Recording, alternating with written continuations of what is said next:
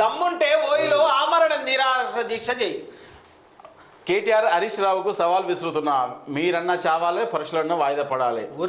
ఎంత మాట, మీరన్న చావాలే పరీక్షలను వాయిదా. ముఖ్యమంత్రి మాట్లాడొద్దు. ఒక ముఖ్యమంత్రి చచ్చిపోయిరా అంట. అరే ఓ ముఖ్యమంత్రి ఏదైనా ఉంటే హుందాతనం ఉండి మీరు మాట్లాడేది తప్పు. రాష్ట్ర ప్రభుత్వం మంచి చేద్దాం అనుకుంటుంది కానీ మీలాంటి వాళ్ళు ఎందుకు ఇట్లా మాట్లాడుతున్నారు? ఇప్పుడు హరీష్ రావు చచ్చిపోతే ఇప్పుడు ఆగుతుందా?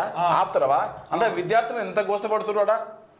ఇగో హరీష్ రావుని కేటీఆర్ ని ముఖ్యమంత్రి రేవంత్ అన్న చచ్చిపోమంటాడు. ఇక డైరెక్ట్ అదే.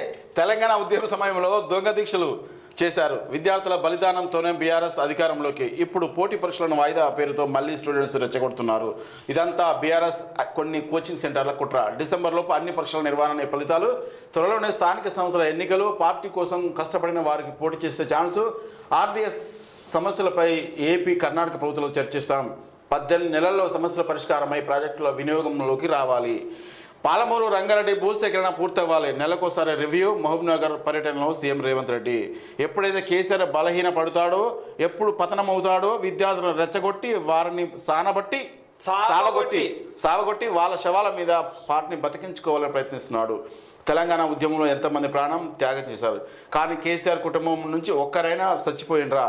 ఇప్పుడు పరీక్షలు వాయిదా వేయాలని మోతిలాల్ బక్క జడ్సన్ కూర్చోబెట్టి ఇప్పుడు చంపుతాడేమో మరి. హరీష్ రావు, కేటీఆర్ మీరు దీక్ష తీసుకోండి.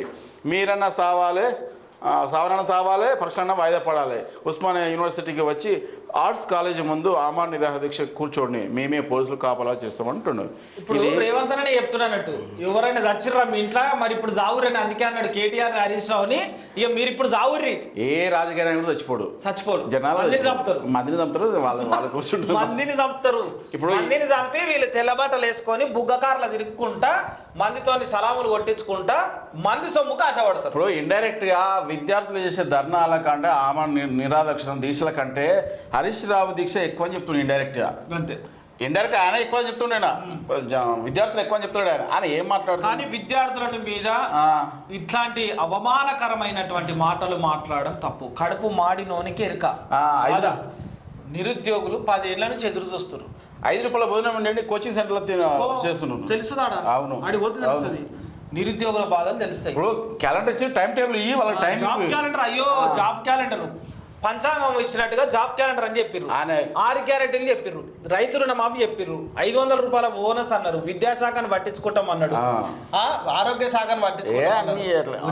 రేషన్ కార్డు ప్రక్రియ అయిపోయామన్న చురు అన్నాడు, మొదలన్నాడు. సివిల్ సప్లై డిపార్ట్మెంట్ లో లైన్ కడితే ప్రజల ఆడ ఇంతవరకు వానికి సిస్టమే ఓపెన్ అయితే లేదు, కంప్యూటర్ ఓపెన్ అయితే లేదు, ప్రొఫార్మర్ లేదు. అలా ప్రొఫార్మర్ లేదు. వాట్సాప్ గ్రూప్ లో ఎట్లా అయింది అనుకున్నాం. రేషన్ కార్డులు అని మీ సేవ సెంటర్ల కాడ మొత్తం పొట్టు జనాలు. సివిల్ సప్లై డిపార్ట్మెంట్ లో పోతే మాకు ఇంకా రాలేదండి గైడ్ లైన్స్, మాకు ఇంక ఇది కాలేదండి. ఆఫీసర్లు న్యూస్ ఎట్లా ఉత్త మాటలు నేర్చింది రాష్ట్ర ప్రభుత్వం. పనికి మాల మాటలు. వీళ్ళే ఎట్లా మాట్లాడుకోకపోతే నాకు ఇది గమ్మత్ అనిపిస్తుంది.